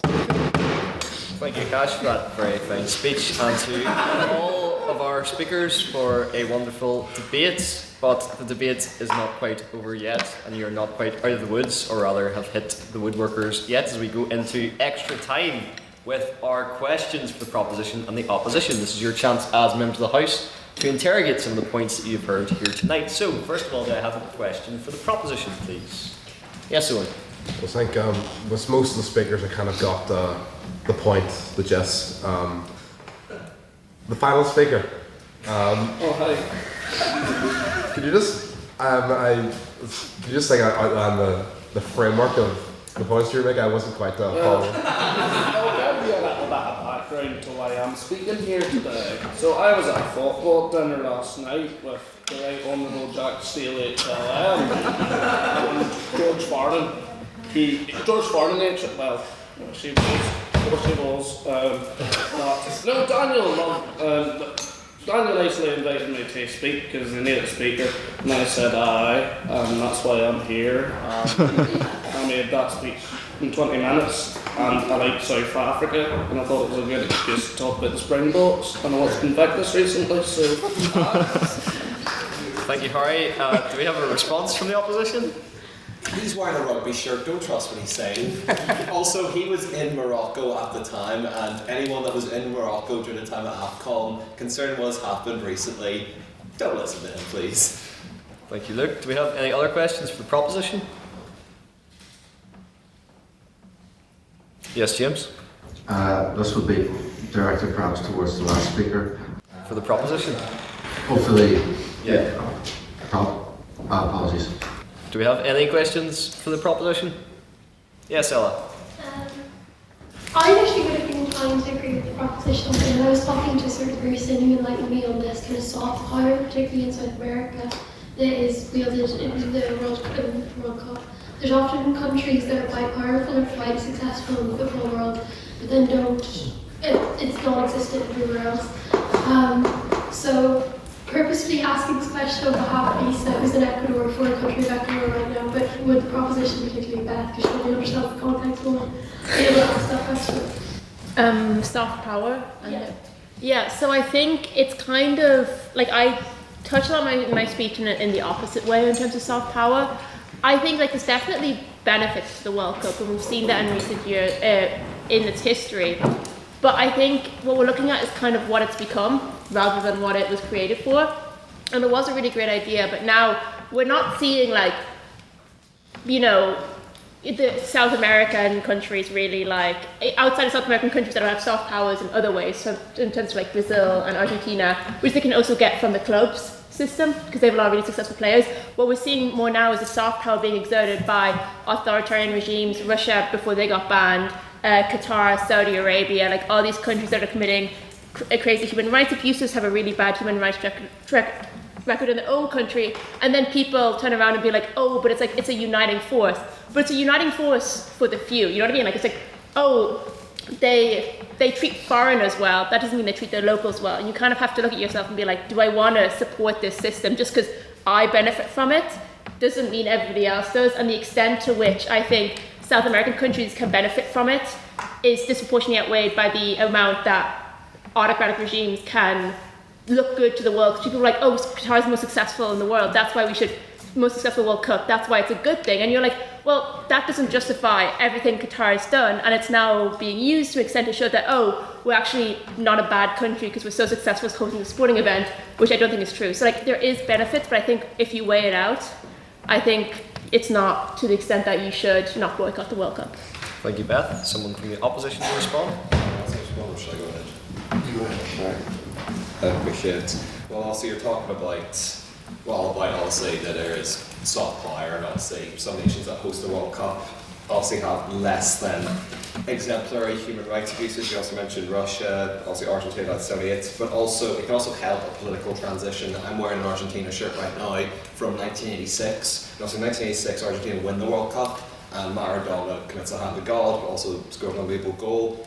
In 1986, the regime of the dictatorship had fallen, but it was still a divided country, and this brought them together and showed that there was hope in Argentina. And basically the points that we wanted to really make, I am reading off my thing here, because I didn't get to quite answer absolutely everything else. But basically what we're trying to say here from our side of the opposition, if I can actually find what I'm looking for, is that football does unite the world. It's not just a hollow slogan. It's a great opportunity for the promotion of global unity, and the refusal to play ultimately means it's the application of responsibility for the game's government. And it is an opportunity for people to unite and to have a power to go up against, because ultimately politics and football are interchangeable in a way, and football can unite more than divide. So football should be used as a more positive power than, say, a negative attraction. And just to go back to the point I was making earlier on, it airs the dirty laundry if a military dictatorship hosts the World Cup, because the whole world is watching. Thank you, Luke. And now questions for the opposition. I'll go back to James. Yeah, it was more directed towards the last speaker. I don't want to obviously put you under. I want to get a hat today, aren't I? I don't want to put you under any undue pressure, but should people really respect laws if they're just objectively bad? Like Qatar kills people for. Well, it depends on what we're talking about when we say laws. If we're talking about laws that we have in the Western world, which are definitely far more stringent with human rights than they are in, say, the Middle East and Africa, then absolutely laws should be followed, international laws should be followed. In Qatar, I assume this is what you're doing. In Qatar World Cup, Qatar, I think, intentionally didn't have a strong legal framework to protect migrant workers because they knew that they could exploit them, which is very wrong.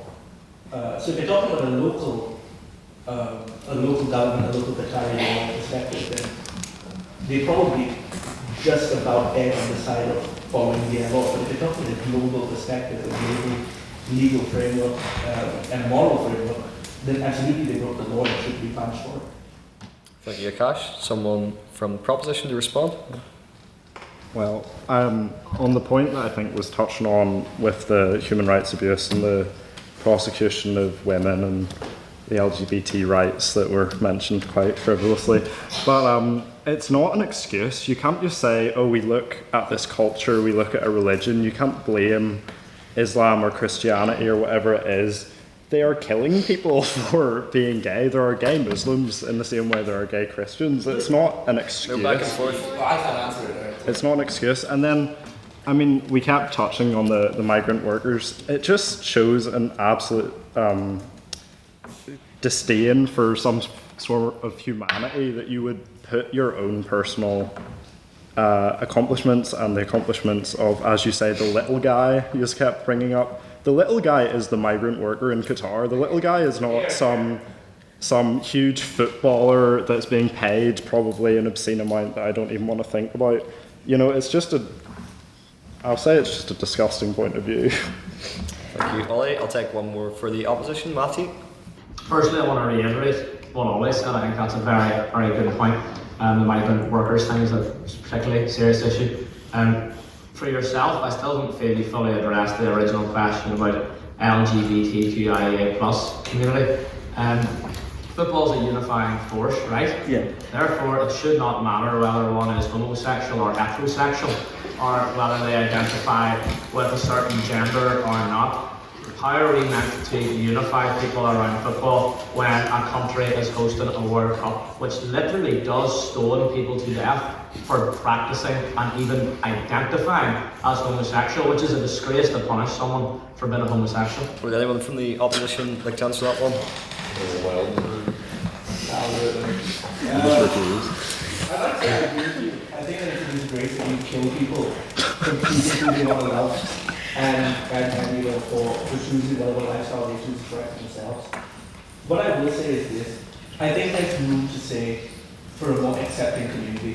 I think that even in countries that have been predominantly Christian related, being gay in Christianity, if you've read the Bible, says that being gay, a man who lies with another man is an abomination.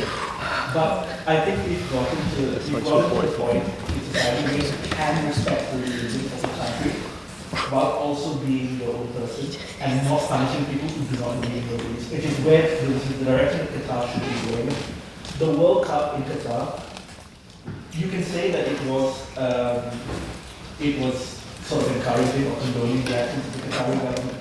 I would like to say that on many issues like the LGBT community, migrant workers and stuff like that, I think that having a World Cup there actually shone a light on the problems that Qatar had, and shone a light on the fact that these things are happening, human rights abuses are happening in Qatar. And the World Cup should be used as a platform to say that Qatar should be doing better in treatment of its citizens and of foreigners. Yes, it is a terrible thing that they're doing to gay people and to trans people. But it's a hope that because they've been exposed to a global scene through the World Cup, that they've become more forgiving and more accepting of lifestyles that do not necessarily sort of assimilate with the old culture. Thank you, Cash. Rebuttal from the proposition? I think this house is going to boycott answering that. I think we can move on. Yeah. Thank you. And then finally we'll end with an abstaining question. So this is a question put evenly to both the opposition and the proposition. If your question starts with this applies more to the proposition or this applies more to the opposition, I have a gavel and I can throw it like Rory Delap. So, do we have any questions for abstentions in the House? Yes, Madam Vice President. Yes. Okay. Oh, did someone else have a hand up? Yes. Go ahead. No. Okay. Okay. I guess just asking everyone on both sides, would you go to the? Actually, no. That's probably. If you could, if there weren't all of these issues or lack thereof or whatever, would you go to the World Cup? Okay, someone from the proposition? Yeah, I would. Someone from the opposition? Wait, can I? Well, so we're not having the best speak. Okay. But like, I'll answer that for you. So yes, obviously, I would go to the World Cup. And Ray, your point being, if there wasn't all those problems, it's never perfect. Go back and forth. It's never perfect. We're not arguing that the World Cup is a perfect organisation. We did address that yes, FIFA are a corrupt organisation and there is technical problems obviously. But think about the dream that people have to go see their nation in it. Like, yes, I know you guys are laughing at the whole guy thing. But this is not me defending the whole workers' rights thing. This is me saying that these is a unifying sport. Football does unite the world. It's not just a hollow slogan.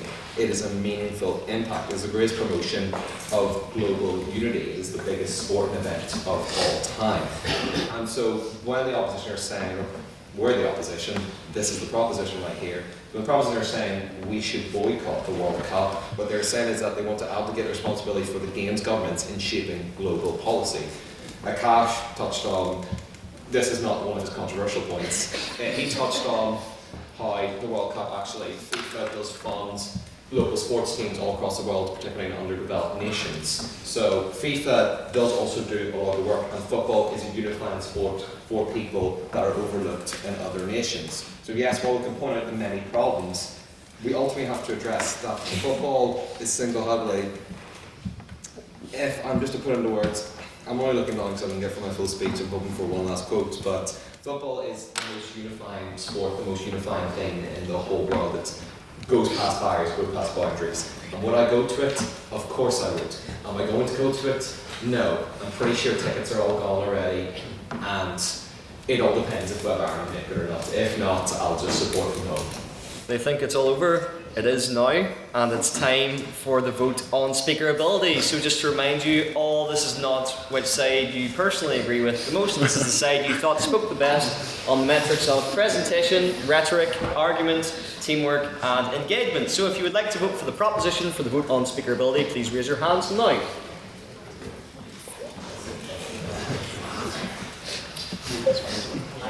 Yeah, it feels good to finally win one, but I thought that was. Oh shit.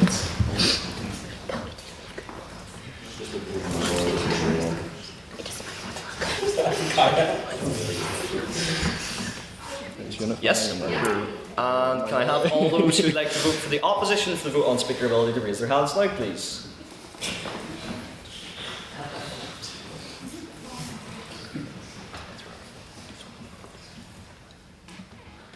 Yes. And finally, can I have all those who would like to abstain from the vote on speakerability to raise their hands now, please?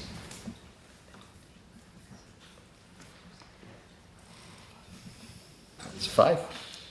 Madam Vice President, can I have the results from the vote on speakerability, please? Yes, with 40 votes for the proposition, 14 votes for the opposition, and 5 abstentions, the proposition wins and votes.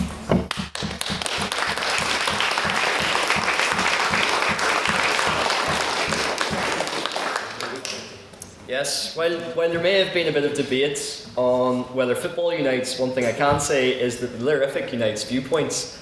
And once again, I would like to open the floor to Council for our Council announcements. These will draw your attention to all the great events, socials and debates that we still have coming up for the rest of this term. So Council, do we have any announcements? Yes, Ella. So well done again, guys, all the speakers, you all did such a good job. This was such a promotion, interesting debate, it was really fun. We have maiden speakers tonight as well, which is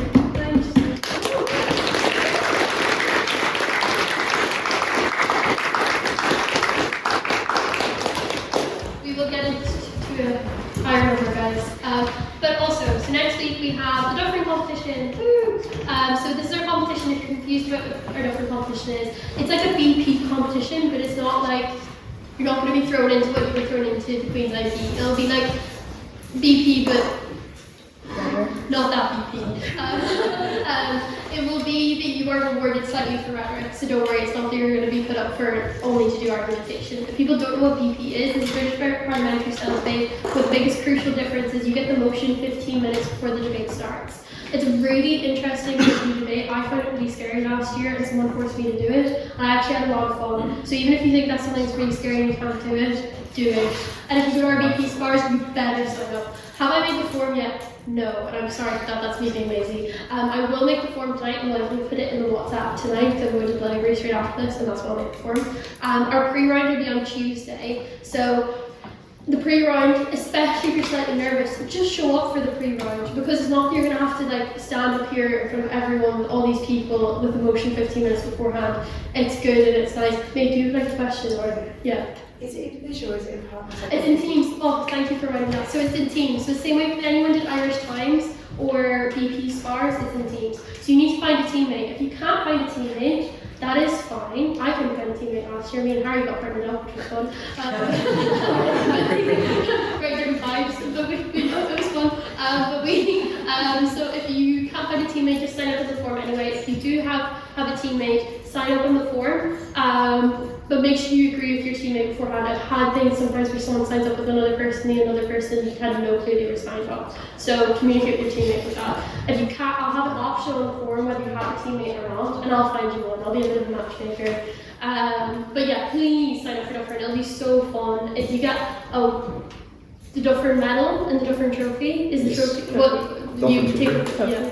Trophy. Yeah. Okay, perfect. So there'll be an award for the best individual speaker on the night, and there'll be an award for the best team on the night. It's really, really fun. Obviously I can't tell you guys the promotion, and you'll find a promotion for the Tuesday pre-round at Tuesday 15 minutes beforehand. Especially anyone that goes to Henry's BP Spars, you can't ghost me about Dufferin, because if you're showing up for him, you have to show up for me. And if you went to any IVs this year, you have to go do Dufferin. This is such a big deal for us, and it's the first year that we've had an IB and done Dufferin, so it'd be really nice to kind of continue the BP journey. But yeah, that's me.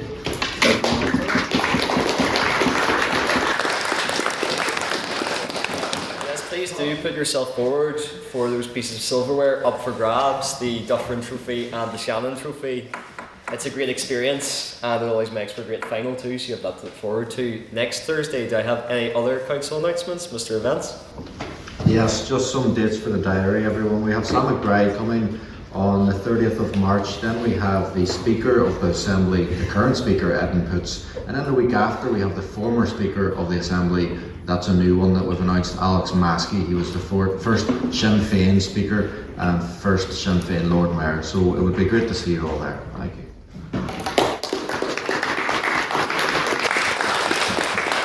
Thank you, James, please make sure to join us on those events, and can I direct your attention to the QR code there to keep you posted with all the events, socials and debates we have coming up. Madam Vice President. Yes, for any speakers who want feedback tonight, please come to me after we are done taking photos and we can do feedback if you so wish. Also, the next Women's Subcommittee debate is on the 31st of March. We are going to change the motion. Yes. We don't know what yet. We'll talk about it. We will talk about it, and it will be updated on the form that you can access through the QR code. But just look out for that. Thank you. Yes, Mr. Schools?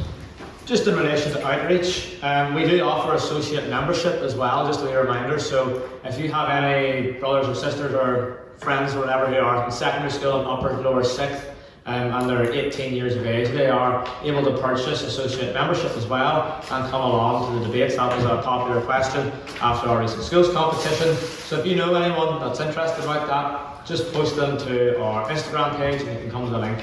And if they're 18 years of age and they're still in secondary school, they're more than welcome to come along here on a Thursday night, partake in debates and buy associate membership. So do encourage that if you know anyone who would be interested in that. Thank you. Thank you.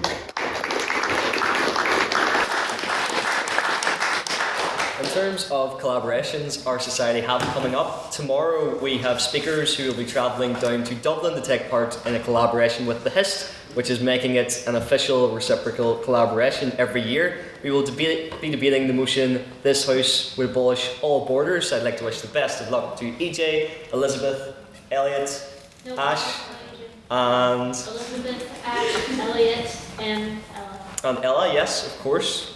And to myself and Ray for judging as well. So that's great, and that's coming up. And of course, you're all invited as members of our society to take part and travel down with us tomorrow to Dublin for that. The reception starts at 5:30 with the debate starting at 6:30, and there'll be a nice social afterwards. Next week as well, on Wednesday, which is the 25th of March, we have another collaboration in another society's bid to win the Devaney Cup for the Grand Campus Tourney. It'll be with the Intellectual Property Lawyers Society and Newly Formed Society, debating the motion, "This House believes now is the time to copyright your face." Quite an interesting one to be held in the Moot Court. We also, in absence of Mr. Social, have a number of socials coming up. First of all, our flagship social, the Conversazione, which is held in the Ulster Reform Club. I hope a lot of you have got your tickets, and we also have tickets down at the bottom of the table there. Madam Vice President, if you'd like to model the tickets. If you'd like to display the tickets. But yes, come and grab your tickets if you've signed up and paid Mr. Hoey. We also have a number of socials coming up in the horizon. So we have a social on the 1st of April called Ué de Poulet, but of course that's French and we refuse to recognise that language. So it will be called Donde Esta Devaney, where you'll have to find me in a range of pubs around Belfast. We also have a karaoke collaboration with the Lawyers Society, which will be taking place on the 17th of April. So those are ones for your diary on the social front. As well, of course, now that he's here, I would like to congratulate once again Tom for his efforts in the UCC Open. Well done, Tom.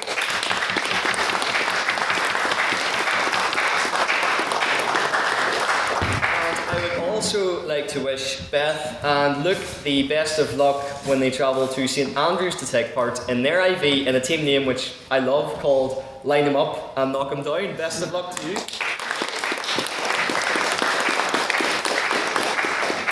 And funnily enough, in the time it took Tom to travel and the time it will take Beth and Luke to travel will roughly equate to the time our AGM was held.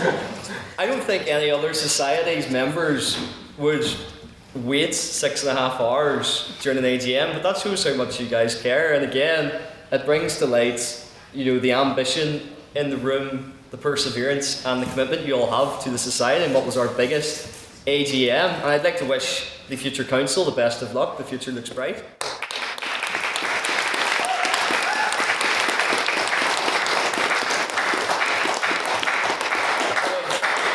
But of course, we still have 2 positions to fill on our council, which are events officer and vice president of the 178th session. So I'd now like to announce that you'll be hosting that EGM on the 9th of April. The deadline for nominations will be the 2nd of April, so please put yourself forward for those positions if you want to drive our society forward on these fronts like we have been doing this past year.